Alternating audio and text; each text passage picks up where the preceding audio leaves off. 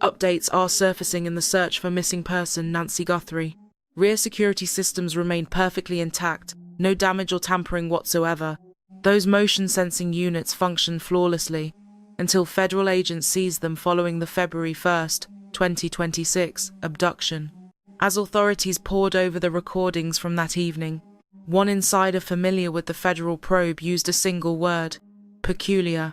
That description is our starting point. Let's look at the facts first. The front entryway camera on East Plucker was confirmed dark by 1:47 a.m. by local sheriffs. That specific time remains undisputed. Digital evidence retrieved from cloud servers shows the final moments, specifically a gloved palm obstructing the view, confirmed through Google's data infrastructure. Major news outlets have already corroborated this technical link. Everyone knows that part. The real mystery lies behind the residents. Briefings shared with national news confirm extra surveillance covered the perimeter. Sensors watched the backyard, side entrance, and swimming area. These weren't live-streamed feeds but event-based triggers. Movement tripped the shutter, creating time-stamped images instead of low-resolution video loops. Every frame documented a specific instance of physical presence. Federal agents currently possess that hardware. The logs confirm the system worked perfectly throughout late January. The cameras repeatedly flagged several individuals roaming the grounds before the incident. The feds have these photos, though the public has mostly ignored them. That oversight is a mistake because the data is incredibly baffling. Despite capturing constant activity previously, those sensors recorded 0 threats during the actual kidnapping. The hardware remained operational. Prior days showed regular movement. The crime night showed nothing. When federal experts label that quiet as strange, they aren't being casual. In criminal forensics, that word signifies a total disruption of expected patterns.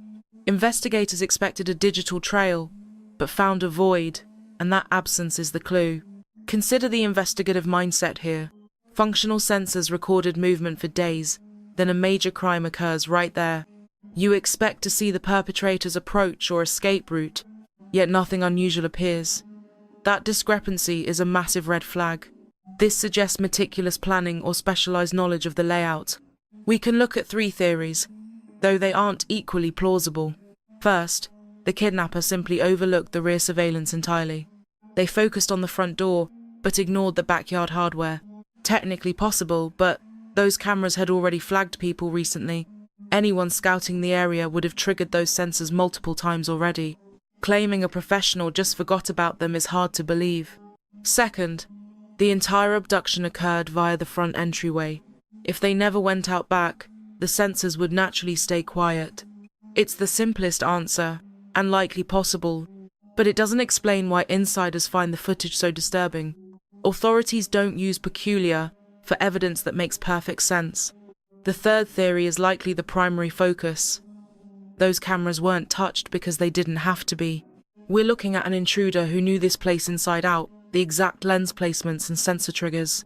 By mastering those sightlines, they either skirted the perimeter through hidden gaps, or preemptively neutralized the system to hide their movements. This latter theory suggests a digital exploit that investigators haven't publicly scrutinized enough. Nancy Guthrie's residence utilized a Nest-based security network, fully integrated with the broader Google digital framework. Federal agents bypassed the physical hardware, pulling doorbell recordings straight from the central Google database. See, Nest units don't just keep their recordings locally. Every second of video streams directly to Google's remote cloud storage. This explains why smashing a camera wouldn't destroy the evidence. But here's the real kicker. Did the backyard surveillance link back to that very same Google account? A shared account means the entire security suite was controllable via the cloud, accessible from anywhere on Earth. From sensitivity tweaks to toggling record modes, the whole system is manageable via a smartphone app. Provided the culprit had the right username and password, they'd never have to lay a finger on the outdoor hardware. They could remotely silence the feeds, leaving the lenses untouched and the mounts intact, nothing broken, just total electronic blackout.